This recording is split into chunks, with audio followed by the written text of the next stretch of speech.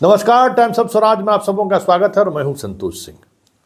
और आज हम टाइम्स ऑफ स्वराज में चर्चा कर रहे हैं, मीडिया जब सत्ता से सवाल करने के बजाय विपक्ष से सवाल करने लगती है तो फिर मीडिया को इसी तरीके का जवाब भी मिलने लगता है। आखिर कुछ तो बात है कि सारा विपक्ष मीडिया पर आरोप लगाने लगा है, मीडिया पर की बात करने लगा कि भाई कुछ तो आप दिखा दो। बात भी सही है, संसद में लोग जो कुछ भी हो रहा है वो दिखाने के बजाय उपराष्ट्रपति की प्रतिष्ठा चली गई, इस पर लगे हुए हैं। तो सवाल उठना लाजमी है कि भाई इतने सांसदों को आप निलंबित कर दिए हैं। इस देश के इतिहास में, लोकतांत्रिक इतिहास में पहली बार इतने सांसदों को निलंबित किया गया है।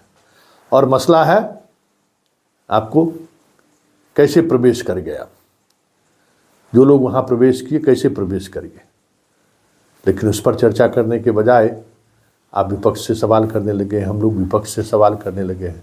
ऐसे में विपक्ष अगर पलटवार कर हमें कहता है कि आप गोदी मीडिया हो गए या फिर मोदी मीडिया हो गए, तो फिर मेरे पास जवाब क्या है उसका है। इसलिए ये जो प्रवृत्ति है, इस प्रवृत्ति का आने वाला समय में जो असर पड़ेगा ये देखकर मैं चिंतित रहता हूँ। जो हम जिस दिशा में जिस तरीके से हम लोग काम करने लगे, सत्ता जिस दिन बदलेगी हम लोगों का क्या हाल होगा, यह सोचकर अंदर से दिल कांप उठता है कि अब तो देश उसी दिशा की तरफ बढ़ रहा है जहां मीडिया जनता के साथ खड़ी रहे। यह आप सोच नहीं सकते हैं, मीडिया सरकार के साथ खड़ी रहती है। सरकार से अगर आप सवाल कीजिए तो उल्टे आप ही से सवाल करना शुरू कर देगा।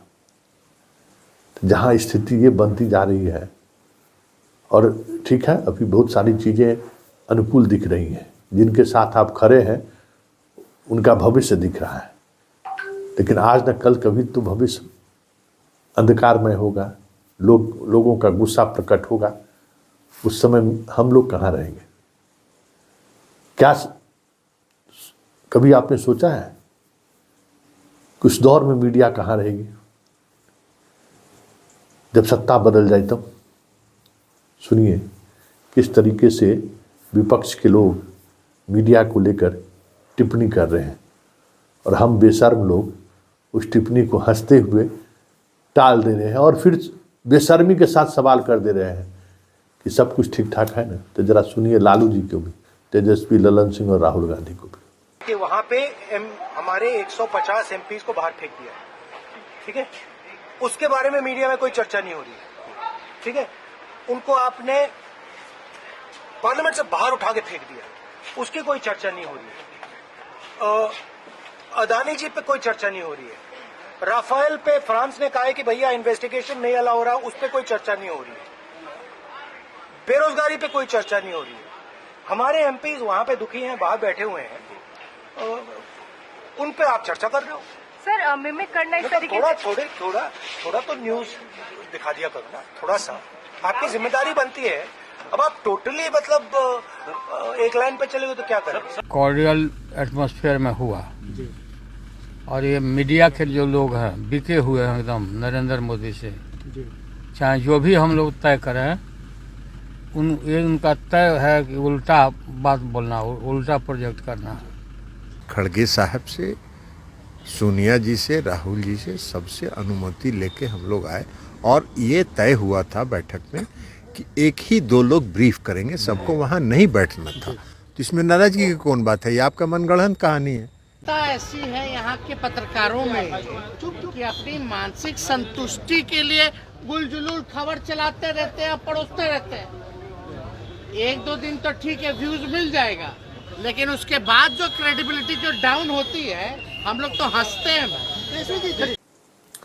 तो आपने सुना, तो जो ये मीडिया को लेकर ये जो नज़रिया है ना, ये नज़रिया हमारे आपको देखिए, हमको आपको बॉडीगार्ड नहीं मिला हुआ और ना हम संवैधानिक रूप से कोई हमें फोर्थ पिलर का कोई दर्जा मिला हुआ है, एक मान लिया गया है। और ऐसी स्थिति में जो हम लोग कर रहे हैं, कभी आराम से जब बिस्तर पर जाइएगा तो सोचिएगा कि अगर सरकार बदल गई तो क्या हासिल होगा हम लोगों का। क्योंकि जनता का भरोसा भी खो गया। जिस भरोसे के सहारे हम सत्ता और सरकार से सवाल करते थे, हम तो उल्टे जनता से सवाल कर रहे हैं, विपक्ष से सवाल कर रहे हैं। इनका तो हम भरोसा तोड़ ही रहे हैं, और जिसके एवज में हम भरोसा अपना तोड़ रहे हैं। कालिदास वाला बात है ना भाई, कालिदास की कहानी को अब मुझे लगता है कि वो संदर्भ क्यों बार बार कहा जाता है कि जिस पेड़ पर बैठे हुए उसी पेड़ को काट रहे थे कालिदास। वो तो उस वक्त की सोसाइटी, समाज में क्या हो रहा होगा उसको चित्रित किया गया होगा कालिदास के सहारे। तो यहाँ तो हम लोग कालिदास के सहारे ही अपने आप को चित्रित कर रहे हैं कि हम जिस जनता के भरोसे पर खड़े हैं, जो हमारी कीमत है, हम उसी को काट रहे हैं। तो सोच लीजिए इसकी परिणति क्या होगी।